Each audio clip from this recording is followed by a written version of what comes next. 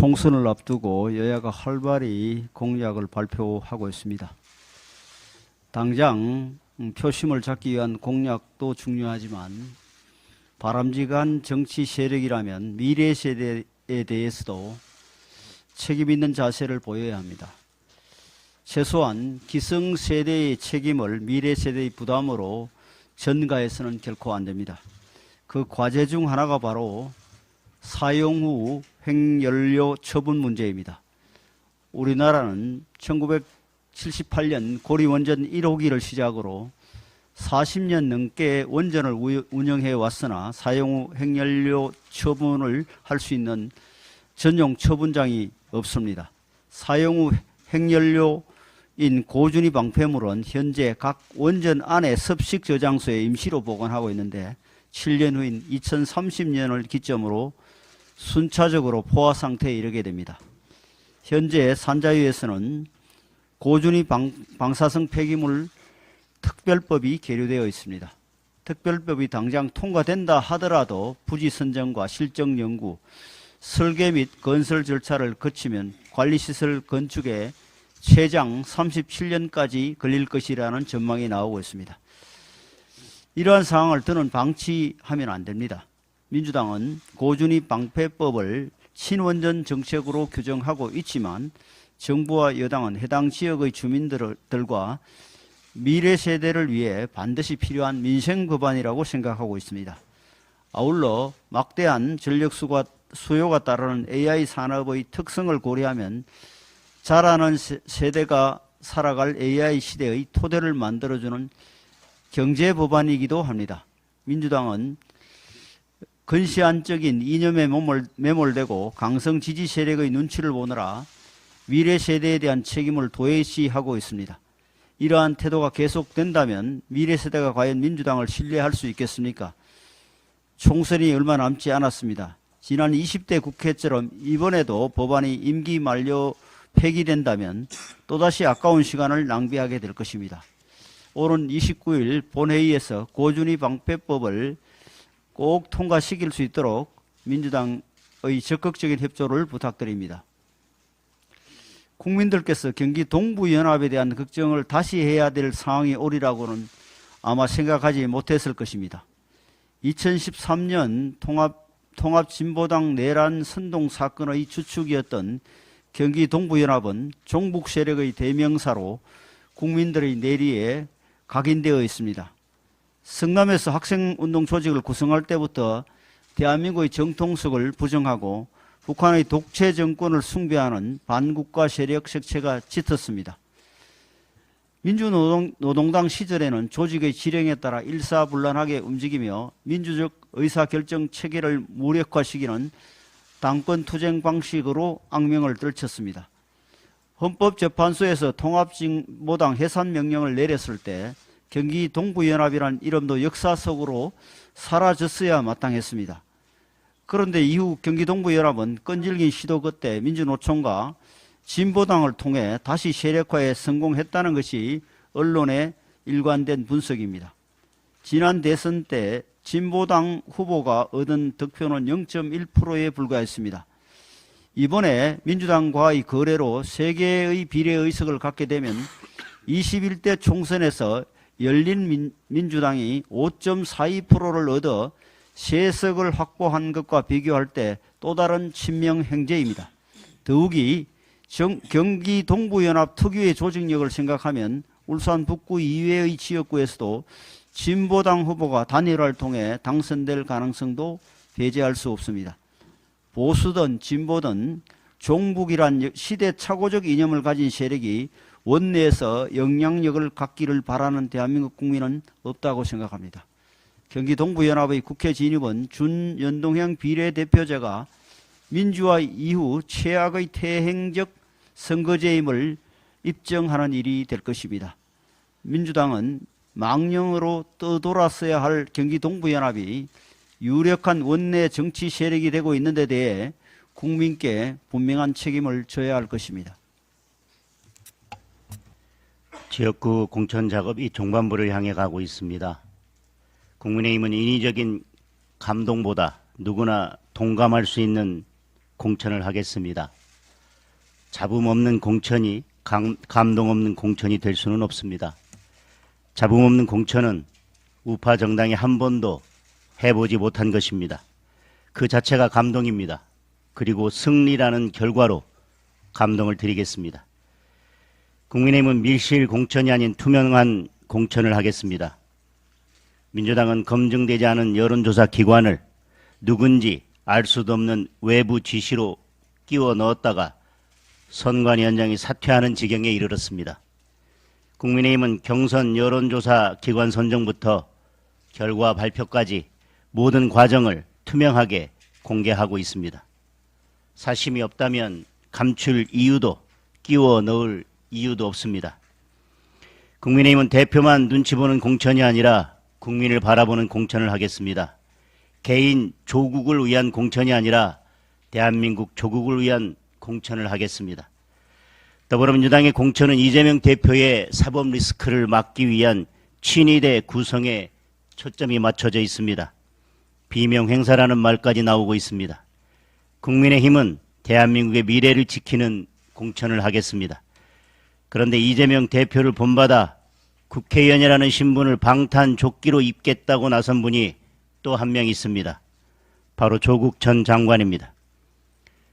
본인 스스로 밝힌 것처럼 국회의원을 하루 할지 1년 할지 3년 할지도 모른 채 사법부만 바라보고 있는 분이 어떻게 국민을 대표할 수 있겠습니까? 국민의힘은 마지막까지 국민만 바라보고 대한민국의 미래를 살리는 공천을 하겠습니다. 자신의 삶이 아니라 국민의 삶을 챙기는 후보를 공천하겠습니다. 그것이 곧 감동입니다.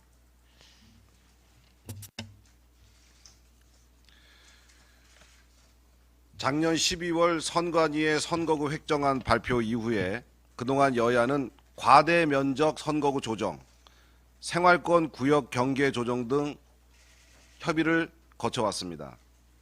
하지만 민주당은 인구가 줄어 의석 한 석이 줄게 되어 있는 전라북도 대신 부산의 의석수를 한 석 줄일 것을 끈질기게 요구하더니 자신들의 요구가 받아들여지지 않자 그간 협의한 안을 전면 무효화하고 선거관리위원회 획정위의 1차 권고안을 수정 없이 통과시키겠다고 협박을 하고 있습니다. 전북 대신 부산에서 한 석을 줄이는 안을 과연 부산 시민들께서 받아들일 수 있겠습니까? 선관위 획정이 원안 처리가 강행되면 경기 북부에는 같은 수도권인데도 서울 면적의 4배에 달하는 선거구가 생깁니다. 그리고 강원에는 서울 면적의 무려 8배 규모이자 강원 전체 면적의 30%를 차지하는 6개 시군이 묶이는 공룡 선거구가 탄생하게 됩니다.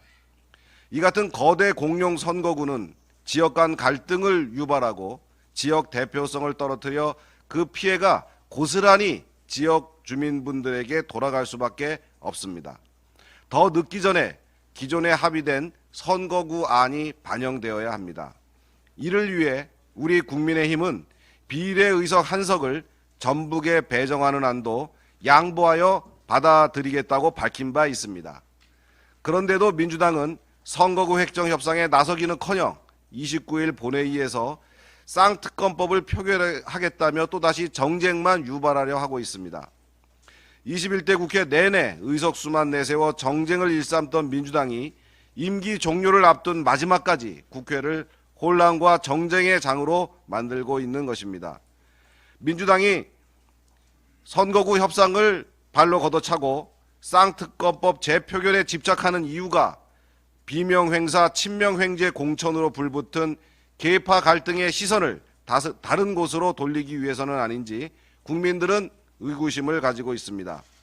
지역 문화와 교통, 생활 면적과 정서, 지역 특수성 등이 모두 무시되는 공룡 선거구 획정은 더 이상 반복되어서는 안 됩니다. 민주당의 쌍특검 같은 악의적인 정쟁 대신 유권자의 정당한 권리가 보장될 수 있도록 선거구 협상에 적극적으로 임할 것을 강력히 촉구합니다.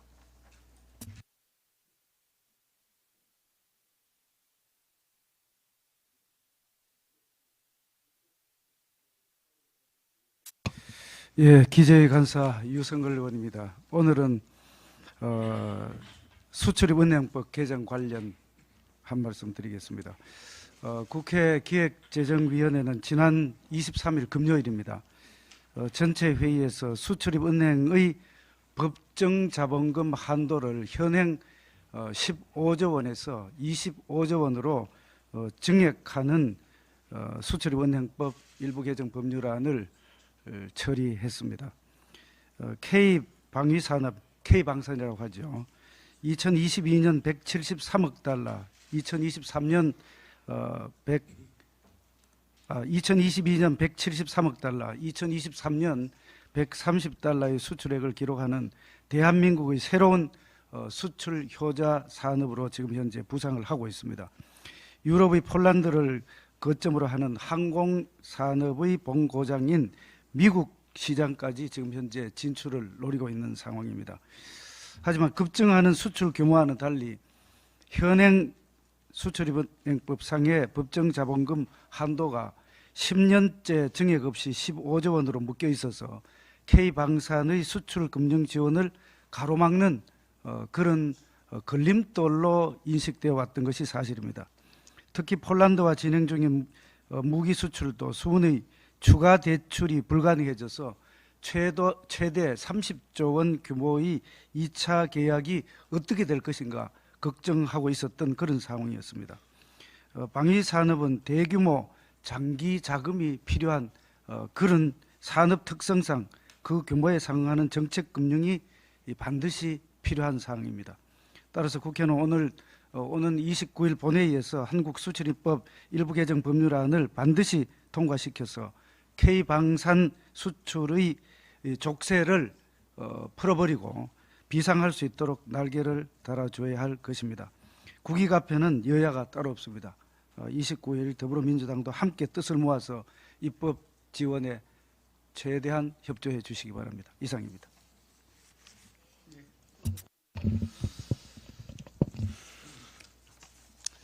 예, 이재명 더불어민주당 대표께서 지난 2월 19일 최고위원회에 이어서 또 지난 2월 25일 자신의 페이스북 게시글에서 이번 정말 가슴 아픈 의사 파업 이런 사건을 두고서 음모론을 또 제기하고 있습니다.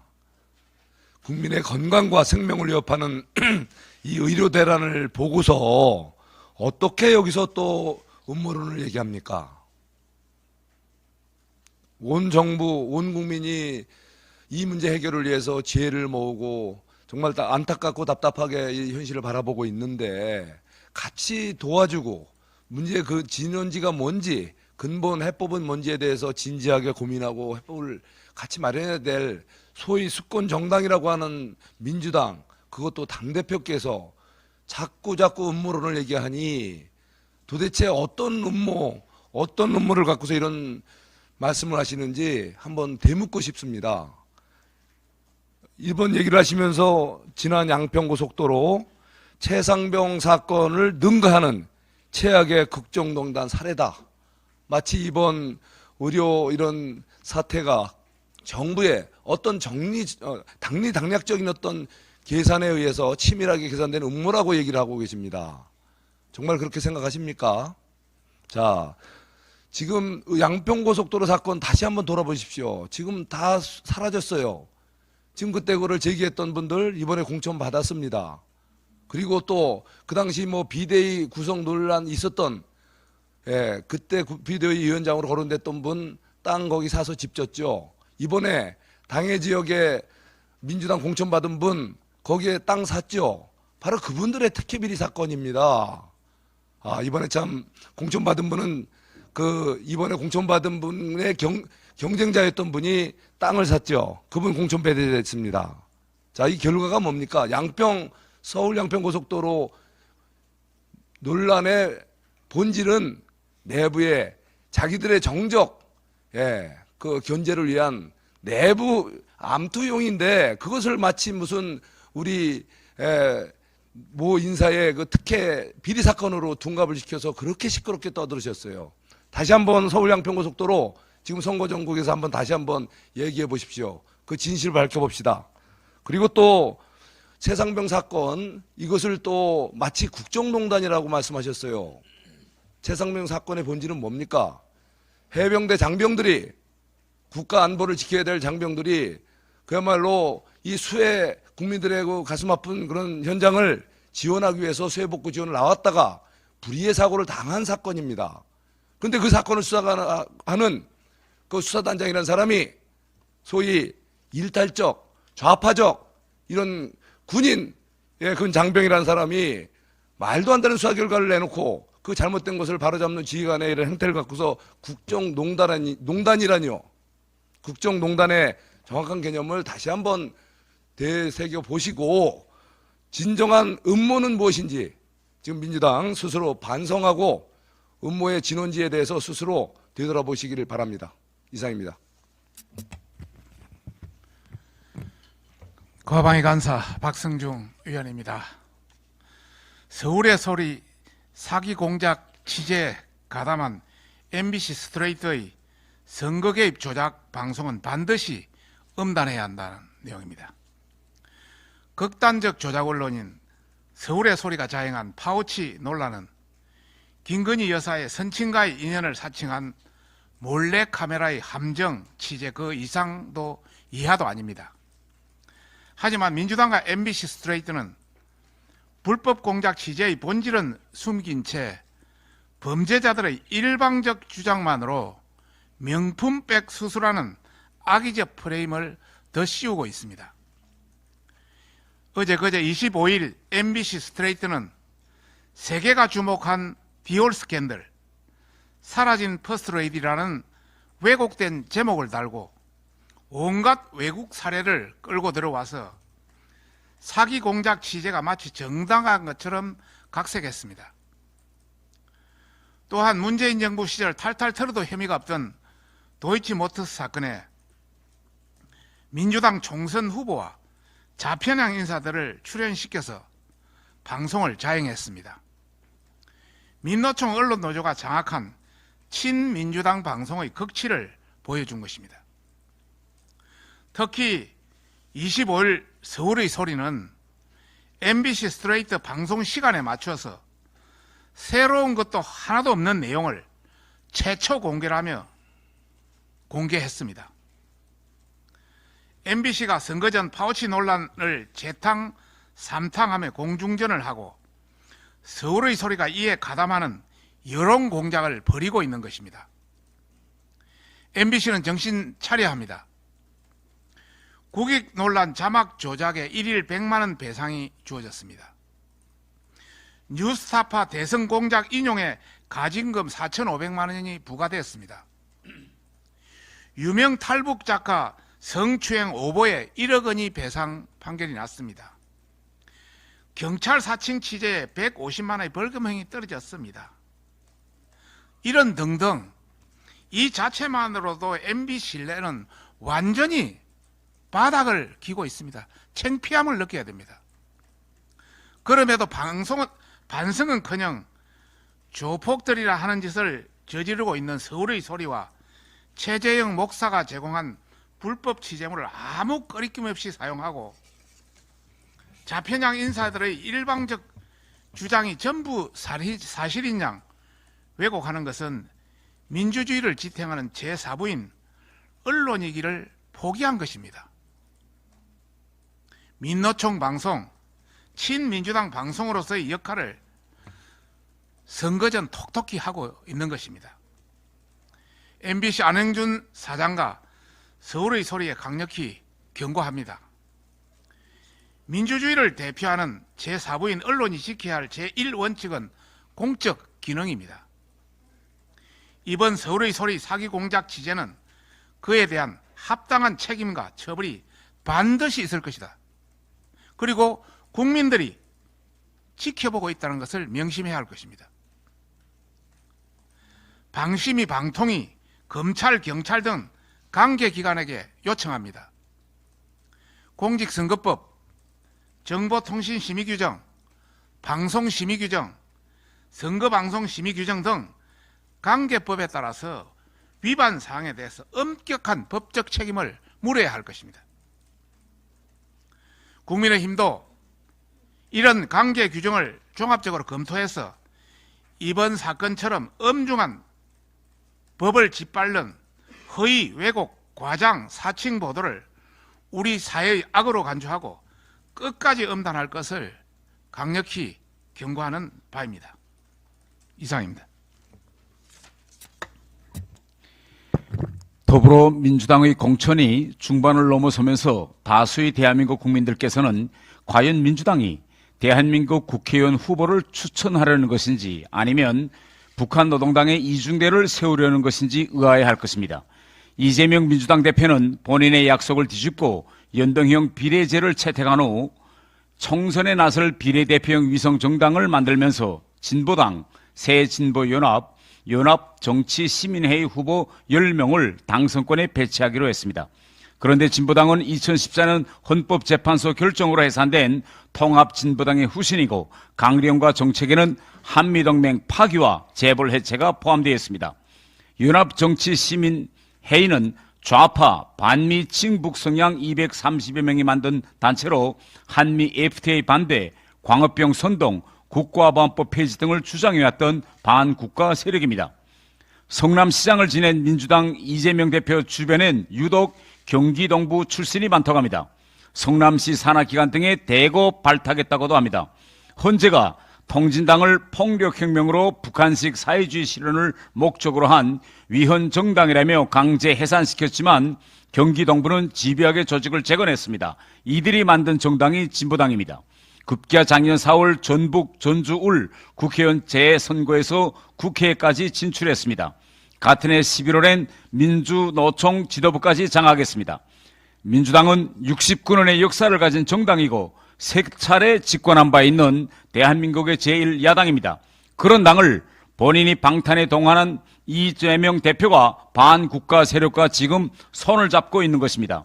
진보당은 비례대표 3명 외에 민주당과의 후보 단일화를 통해 지역구에서 최대 5석까지 기대하는 상황이라고 합니다.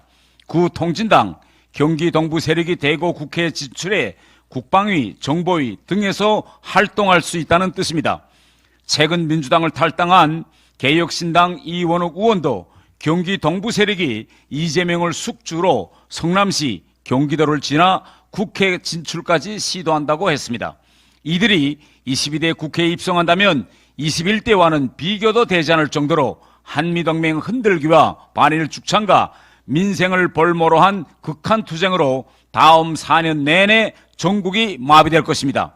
국민들께서는 이번 총선을 대한민국 대 김정은 대리선으로 만들고 있는 더불어민주당을 제2의 건국전쟁을 하는 심정으로 꼭 심판해 주시기를 기대합니다. 이상입니다.